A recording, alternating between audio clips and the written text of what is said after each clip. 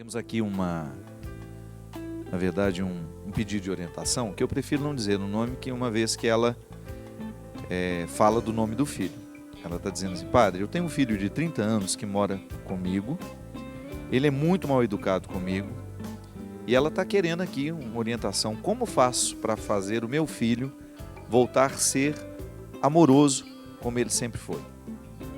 Ele está muito nervoso e tenho tido muita dificuldade de me relacionar com ele. É só a dona Marlene, não vou falar de onde que é, não. Gente, primeiramente eu gostaria de salientar que às vezes eu tenho ficado muito assustado com a maneira com que nós estamos tratando os nossos pais, né? Como desde muito cedo a gente tem percebido uma falta de respeito terrível no tratamento de pai e filho, de mãe e filho. Isso está muito ligado a uma nova psicologia que andou prevalecendo e que tem prevalecido muito, que é essa história do pai e da mãe serem amiguinhos dos filhos. Isso é muito perigoso, viu? Ser amigo do filho tem que ter medida. Você é amigo, mas você precisa ter presente que você é o pai, você é o responsável, você tem autoridade. E essa autoridade precisa ser exercida desde pequeno, para que a criança ela possa entender que quem manda nessa história não é ela. O filho, ele tem que obedecer, sim, ele tem que aprender o exercício da obediência. Essa história de modernidade que quis abolir a autoridade, isso gerou gente muito problemática, muito difícil de relacionamento. Porque o limite, não há nenhuma psicologia que venha negar isso. A experiência do limite é altamente positiva para a vida humana. Quando colocada dentro do equilíbrio, o limite é que nos ajuda a equilibrar todo o nosso emocional. Uma criança crescida sem limites, ela pode se tornar um adolescente insuportável, um adulto intolerável e depois na velhice, tudo isso multiplicado por 10, porque a gente sabe que as nossas dificuldades da adolescência, da infância, da juventude, da vida adulta, são todas repercutidas lá na velhice. Agora a senhora, dona Marlene, tem um filho de 30 anos. Pelo que eu percebo, ele já foi muito amoroso com a senhora, já foi muito afetuoso e que agora está sendo muito agressivo. Pode ser que seja um momento pessoal dele.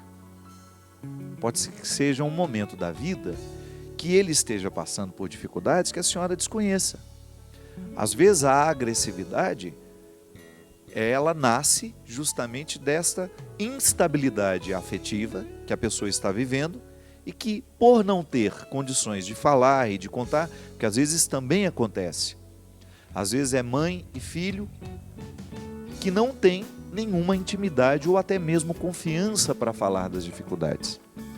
Às vezes a gente tem mais facilidade de falar das dificuldades com uma pessoa de fora da nossa casa do que com uma pessoa dentro. Às vezes ele não está querendo preocupar a senhora com a situação que está passando, mas acaba criando uma situação pior, né? Por isso que eu acho que o diálogo é a melhor maneira de resolver todo e qualquer problema familiar. Primeiro, sentar com esse filho e falar: o que está acontecendo? Você era tão amoroso comigo, de repente está agressivo. E se o seu filho fala da dificuldade que está enfrentando, a senhora vai ter mais condições de entender essa fase difícil dele. Quem sabe até ajudar com a não exigência, não é verdade? Sendo mais tolerante, tendo mais facilidade de acatar este momento de dificuldade dele, mas ao mesmo tempo estabelecendo que a senhora merece respeito no tratamento. Você que é pai, você que é mãe, muito cuidado com o tratamento que você dá ao seu filho. Porque isso, minha gente, mais cedo ou mais tarde, volta contra vocês mesmos. Se vocês não dão limite aos filhos hoje, se vocês não mostram para eles que a casa tem regras e que se eles quiserem permanecer dentro dessa casa, eles terão que seguir essas regras, vocês, mais cedo ou mais tarde, vão ter dificuldade em conviver com esses meninos que vão crescer. Às vezes a gente fica pensando que criança não gosta de obedecer. Não é que não gosta, é porque a gente não ensinou. O ser humano carece de aprender. Nós precisamos aprender a obediência. Obedecer, sabe o que significa? Ouvir com o outro. Obedecer, você colocar ao outro, você receber do outro uma definição, uma regra, uma lei. Eu obedeço à lei. Quando eu escuto com o outro qual é a regra e o porquê daquela regra. Existe uma regra simples, por exemplo. Quantos problemas ambientais nós estamos vivendo nesse tempo de seca? Aliás, a nossa solidariedade com o Vale do Jequitinhonha, em Minas Gerais, que está vivendo um momento terrível, onde as pessoas não têm mais água para beber. Estão bebendo a mesma água suja dos poucos açudes que restaram, onde bebem os animais. Uma regra simples para a nossa vida ser melhor. Não coloque fogo em absolutamente nada. Não queime o seu lixo. Se o seu quintal está precisando de ser capinado, não venha pelo método preguiçoso de colocar fogo naquele mato, porque aquilo ali vai fazer uma fumaça. O clima já está seco. Se todo mundo resolver colocar fogo no seu quintal para queimar o mato, o ar que já é pesado, que já está seco, vai tornar-se ainda mais seco. A saúde que já está debilitada vai ficar ainda mais debilitada. Mas por que isso acontece? Porque as pessoas não sabem obedecer uma lei. E isso é crime ambiental. Colocar fogo no quintal, colocar fogo numa mata, jogar fogo numa beira de estrada, isso é um crime ambiental. Por que as pessoas não obedecem? Porque faltou, sei lá, em algum momento da vida, a compreensão de que as leis e as regras ajudam a nossa vida a ser melhor. Ah, mas eu estou com uma preguiça de capinar essa horta, vou colocar logo um fogo aqui e já me livra do problema. Isso é negligência que vai dar complicação para o seu vizinho, que não é obrigado a ficar respirando a fumaça que você colocou fogo. Eu não tenho o direito de incomodar o meu vizinho com a minha vida desregrada. Muitas vezes a vida social ela é insuportável, é porque as pessoas não têm a compreensão de regras. Existe uma lei que precisa ser obedecida. Existe uma lei que eu preciso acatar. Ninguém está fora dessa necessidade de obedecer. Você não tem direito de fazer barulho na sua casa, colocar uma música até as 2 horas da manhã, porque o seu vizinho precisa dormir, o seu vizinho trabalha no outro dia. Você está em festa, mas o seu vizinho não. Para isso tem que ter o bom senso. Tá bom, vou colocar a música um pouco mais alta até determinada hora, sei lá, até a hora que a lei permite hoje, se é 10, se é 11, se é meia-noite. E depois disso, eu preciso compreender que o mundo não é meu. O mundo é um território partilhado. E porque é partilhado, existem leis, existem regras. Viver dentro da cidade, por exemplo, o que significa cidadania? Cidadania é eu ter o direito de usufruir da cidade, mas é também eu ter a obrigação de me comprometer com as regras da cidade. Eu não tenho o direito de ultrapassar o sinal vermelho, por quê? É uma lei. O sinal vermelho está para mim, eu tenho que parar e esperar, porque está verde para outro. Se eu quebro a lei, se eu quebro a regra e ultrapasso o sinal vermelho, eu estou colocando em risco a vida de uma outra pessoa. Eu estou negligenciando a vida de uma outra pessoa. E ao negligenciar a vida de uma outra pessoa, eu estou cometendo um crime. Ainda hoje de manhã, estava vendo no noticiário. Crime, agora, se você a polícia está interpretando assim, se você sai com o seu carro embriagado, se você está embriagado e pega o seu carro para dirigir, isso, e se você mata uma pessoa no trânsito, isso é homicídio doloso. Que não é só culposo mais. Por que doloso? Porque quando eu pego o meu carro embriagado, eu tenho que estar consciente de que eu posso matar alguém. Então eu saio na intenção. Culposo é quando foi um acidente. Aconteceu, você não teve a intenção, mas aconteceu. Isso repercute uma espécie de culpa. Agora, o dolo é mais do que a culpa. Você tem uma responsabilidade por aquilo ter acontecido. Os nossos filhos não aprendendo as regras de dentro de casa, que quando o pai fala, o filho escuta. O nosso filho não obedecendo a regra simples, esse brinquedo não é meu, é do meu coleguinha. Quando nós ensinamos isso para eles, nós estamos favorecendo que depois, quando adulto, eles tenham condições de entender e obedecer regras mais sérias. Que pode até ser que pegar o brinquedinho que não é dele naquele momento, não vai ter tantas repercussões sociais. Mas os grandes infratores começaram a partir de pequenas infrações. Quando essa autoridade é negligenciada dentro das nossas casas, nós estamos entregando para a sociedade filhos deseducados, desobedientes. E aliás, isso é um valor, né? Você encontrar uma pessoa polida, educada, que tenha a compreensão do senso comum, né? do que é público, do bem comum. Por que hoje em dia, para muitas situações, é um inferno viver em condomínios? Por quê? Porque falta justamente nos condôminos essa compreensão. O prédio não é só meu, eu sou o proprietário desse prédio, mas saber-me proprietário me coloca na obrigação de ser dele um cuidador. Então tem regras, o condomínio tem regras, eu vou viver a obediência dessas regras. Eu não sou obrigado a morar aqui. Se eu vim, eu sabia que tinha regras. É igual ser padre.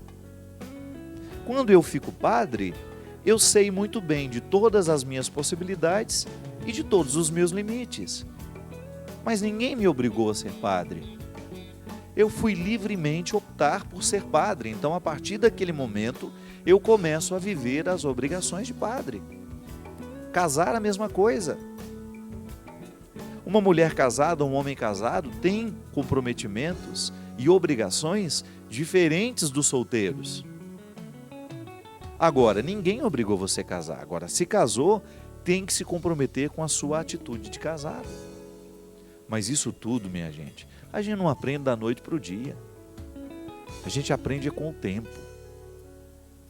A infância é o lugar do aprendizado das regras. Outro dia eu estava perto de Vitória, participando de um congresso para professores, e eu falava justamente disso. Qual é a grande dificuldade da disciplina dentro da sala de aula? São vários os motivos. Primeiro, nós temos filhos que estão ali dentro, crianças que não passaram pelo conhecimento das regras, já chegam deseducados, já chegam com dificuldade de viver em comum, já têm dificuldade com a vida social, e porque tem dificuldade com a vida social, vai ser um problema em qualquer ambiente que seja social. Não sabe viver a regra menor, aquela que foi aprendida dentro de casa, se não tem o conhecimento dessa regra simples, vai ter muita dificuldade de obedecer às mais complexas. E lá, junto com os educadores, a gente falava justamente disso. Mas, por outro lado, encontra também um profissional que tem dificuldade de demonstrar-se com autoridade. Por causa dessa psicologia moderna que quis retirar as autoridades, que quis forjar um ser humano sem limites, como se isso fosse interessante para a sociedade.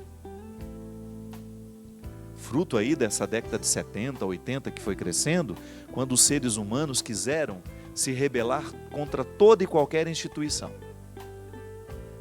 Tudo bem, as instituições exageraram nas suas posturas, tudo isso a gente precisa reconhecer.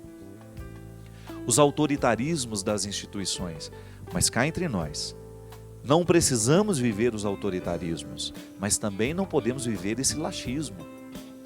E aí o professor tem dificuldade de se estabelecer como uma autoridade dentro da sala de aula, tem medo do aluno, tem medo de dizer quem é que manda. Pelo amor de Deus, se a gente não retomar essas autoridades positivas, por quê? Infeliz do ser humano que não aprende a regra da autoridade. Sabe por quê? Porque viver nessa ausência de regras é muito mais nocivo, é tão nocivo quanto você viver sob qualquer regra autoritária. Então os dois lados são difíceis. Os dois lados são nocivos. Há que se buscar um equilíbrio em tudo isso. E isso passa pela sala de aula, passa pela nossa casa, quando nós temos a obrigação de ensinar aos nossos filhos que obedecer é positivo. Alguém está pensando por ele naquele momento em que ele não tem condições de decidir sozinho. É igual menina que começa a namorar com 11 anos, com 10 anos, porque os pais não têm coragem de dizer não, você não está preparada para o namoro, e os pais não querem conflitos dentro de casa. Quer a família feliz, né? E o que é a família feliz? Não ter conflito? Discordo radicalmente. Eu acho que o conflito é absolutamente saudável, quando vivido de maneira equilibrada, para a gente poder encontrar o melhor caminho. Eu não tenho como querer ter uma família sem ter conflitos. Então não casa, então não põe filho no mundo. Se não quer ter conflito, não ponha filhos no mundo, que você vai viver com seus conflitos e você vai ter o direito de administrar a sua vida ao seu modo. Agora, a partir do momento que você se desdobra numa outra pessoa, a partir do momento que você se desdobra para viver uma instituição, que é a família, então você tem que saber que esta família precisa da sua autoridade. Ah, padre, mas eu não aprendi a ter autoridade. Então corre atrás do tempo perdido. Não tem como ser pai e negligenciar ao seu filho a sua palavra de autoridade. A sua postura, né, de autoridade. O filho tem que olhar para o pai e viver aquele respeito natural. É meu pai. Era tão bonito isso na nossa infância. Meu pai sabe mais do que eu. Meu pai é de alguma maneira o meu herói. Eu admiro o meu pai por ser mais... Ele é maior do que eu, ele é forte. Eu me lembro, eu ficava pegando no braço do meu pai, né? Para ver o quanto o braço dele era grande, forte. Isso é tudo muito saudável para a criança. A criança tem a necessidade da proteção. E compreendida do jeito certo, a lei é uma proteção. A lei me protege. Quando eu obedeço à lei, eu estou aceitando a proteção que ela me dá e estou fazendo com que o meu vizinho seja protegido pela lei que eu obedeço. Então é proibido soltar balão. Nesse tempo do inverno a gente via. De vez em quando tinha um balão no céu. Aí cai numa terra seca, numa mata seca, o que acontece? Vira incêndio. Aí então o bonitão, o infeliz lá que não sabe obedecer à regra, compromete a felicidade daquele que está tentando obedecer. Então veja bem, a lei é proteção. Eu quero uma lei que me proteja. Eu obedeço para viver protegido. Agora, quando a gente quer dar ao filho uma paternidade sem autoridade, eu desprotejo meu filho. Se eu não protejo, não tenho outra opção, eu estou desprotegendo. E às vezes a nossa maneira de amar, a nossa maneira de cuidar é uma desproteção. Duro o discurso, né? Mas nem por isso ele precisa ser difícil e impossível. Às vezes a dureza do discurso nos ajuda a pensar a nossa proteção. Até mesmo a sua. Como é que você se protege? Essa é uma pergunta boa para ficar hoje. Eu me protejo ou eu me desprotejo? O jeito como eu escolhi viver é de proteção ou desproteção? Aquilo que eu estou escolhendo para a minha vida hoje, eu posso classificar como uma proteção ou como uma desproteção? Eu estou me cuidando ou não? Eu estou lidando com a minha verdade pessoal ou estou negligenciando? Eu estou fazendo de tudo para ser feliz ou estou jogando nas costas dos outros a responsabilidade de fazer feliz a mim? Não cometa essa injustiça com você. Proteja-se. Estabeleça um código de conduta, um jeito de viver, uma estrutura de vida que possa favorecer a sua felicidade. Descubra tudo aquilo que lhe desprotege, os relacionamentos que lhe desprotegem, as opções de vida que lhe desprotegem. E mude isso, isso é conversão. Essa é a proposta de Jesus para nós. É modificar a intenção das coisas, a atitude, o jeito de lidar. Essa proteção que você dá a você. Porque se você está protegido, você terá mais facilidade de abrigar o que não tem proteção. Porque o amor é isso. É, antes de qualquer coisa, uma atitude, uma decisão que favorece a sua realização. E depois, realizado, você tem muito mais facilidade de ajudar a realizar quem está do lado. Obrigado pela companhia. Até a semana que vem. Derrame sobre todos nós a bênção do Deus Todo-Poderoso, Pai, Filho e Espírito Santo. Amém.